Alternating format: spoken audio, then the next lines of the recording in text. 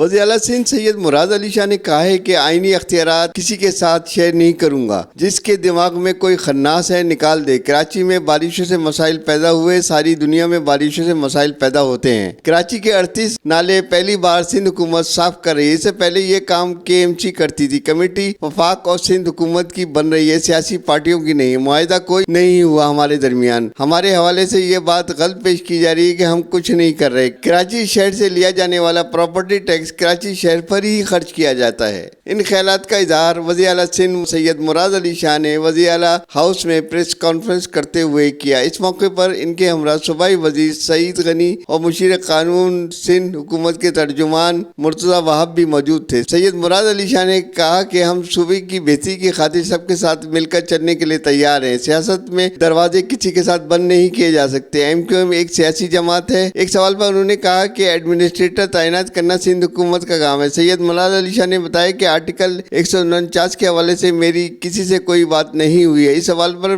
کہ local body 2013 کے قانون میں تبدیلی لائی جا رہی ہے تو انہوں نے کہا کہ جو بھی قانون آئے گا پہلے اسمبلی میں آئے گا۔ انہوں نے کہا کہ کسی بھی معاملے میں ہم سندھ حکومت کے عوام کو جواب دہ ہیں، ہمیں کسی کی سرٹیفکیٹ کی ضرورت نہیں ہے۔